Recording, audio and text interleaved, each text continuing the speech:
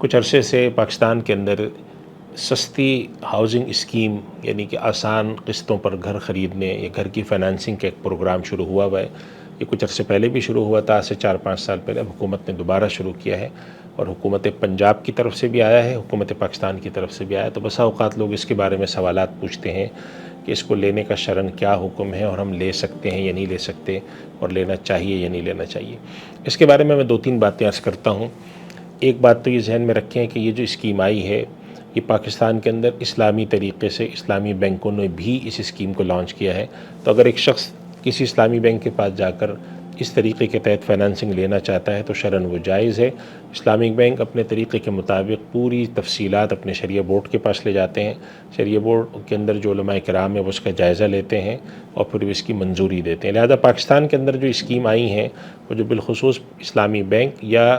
اسلامی ونڈوز جو اس اسکیموں کو دے رہے ہیں، شرعاً ان سے لینے میں کوئی حرج نہیں ہے، اور ان کو لے کر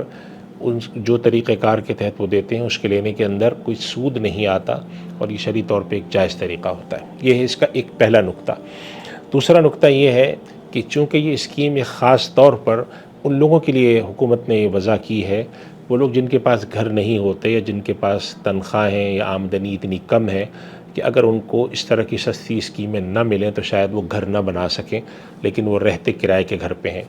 تو خاص طور پہ اس طرح کے لوگوں کے لیے اسکیم بنانے کی وجہ سے اس کے اندر کچھ اہم شرائط رکھی گئی ہیں کہ خاص سائز کا گھر ہونا چاہیے، چھوٹا گھر ہونا چاہیے، اور کتنی تنخواہ والے لوگ ہوں اس میں۔ اس وجہ سے اگر ان شرائط کو پورا کوئی شخص نہیں کرتا تو اس کو گھر نہیں ملتا۔ تو یہ بات ذہن میں رکھیں کہ یہ ضروری نہیں ہے کہ اگر کسی کو گھر نہیں مل رہا تو اس کی وجہ یہ ہو کہ شرعی نقطہ نظر سے وہ گھر نہیں مل سکتا، بلکہ اس کی وجوہات قانونی بھی ہوتی ہیں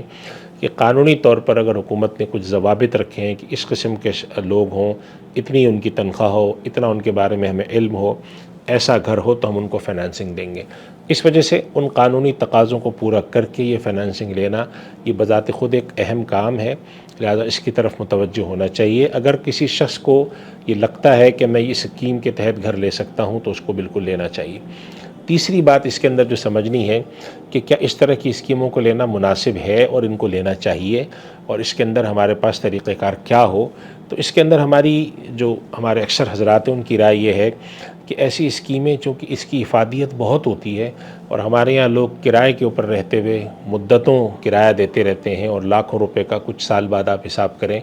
کہ اگر وہ تھوڑا سا بھی زیادہ کرایہ دے رہا ہو، مثلا 40-50 ہزار روپے کرایہ دے رہا ہو، تو سال کے اندر وہ 5-6 لاکھ روپے صرف کرایہ کی مد میں دے رہا ہوتا ہے۔ 10 سال میں وہ 50-60 لاکھ بنتے ہیں، لیکن ملکیت میں کچھ نہیں آتا۔ اس وجہ سے اگر انسان اپنی کچھ رقم پسند کر کے شرعی نقطہ نظر سے ایک جائز اسکیم میں داخل ہوتا ہے اور اس کے ذریعے وہ گھر حاصل کرتا ہے تو یہ ایک اچھا قدم ہے۔ اس کے ذریعے انسان اپنے اوپر ایک طرح کے انتظامی کنٹرول ڈال کر ایک اپنا اثاثہ بنا لیتا ہے۔ نبی کریم صلی اللہ علیہ وسلم کی خدمت میں جب ایک صحابی نے آ کے عرض کیا تھا کہ یا رسول اللہ، میں صدقے کی فضیلت کی وجہ سے چاہتا ہوں کہ اللہ کی راہ میں اپنا سارا مال دے دوں، صدقہ کر دوں، تو آپ نے فرمایا کہ سارا مال نہیں کرو۔ تو انہوں نے عرض کیا رسول اللہ میں آدھا کر دوں، آپ نے فرمایا آدھا نہیں کرو۔ پھر انہوں نے عرض کیا رسول اللہ کہ میں 1/3 کر دوں، 1/3 کر دوں، 33.33% جسے ہم آج کہتے ہیں، تو آپ نے فرمایا کہ ہاں اتنا کر دو، اور یہ بہت ہے، الثلث کثیر، 1/3 بہت ہوتا ہے۔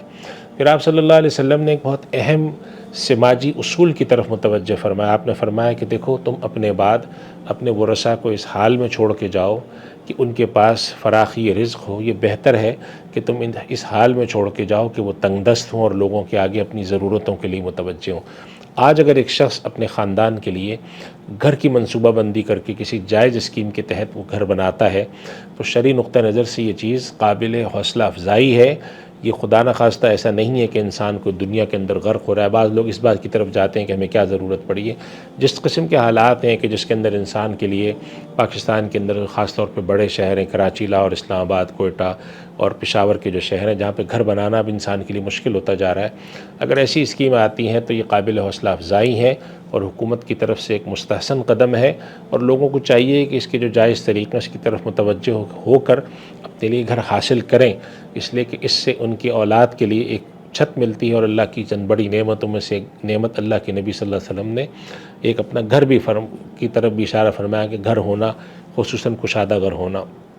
اس وجہ سے ہمارے یہاں اس طرف متوجہ ہونے کی ضرورت ہے۔ بسا اوقات لوگوں کو دیکھا گیا ہے فضول خرچی میں پیسے ضائع کرتے رہتے ہیں اور پھر آخری زندگی میں جا کے پریشان ہوتے ہیں کہ ہمارے پاس گھر نہیں ہے، ہم کس کے پاس جائیں، پھر وہ دوسرے کے لیے بوجھ بنتے ہیں۔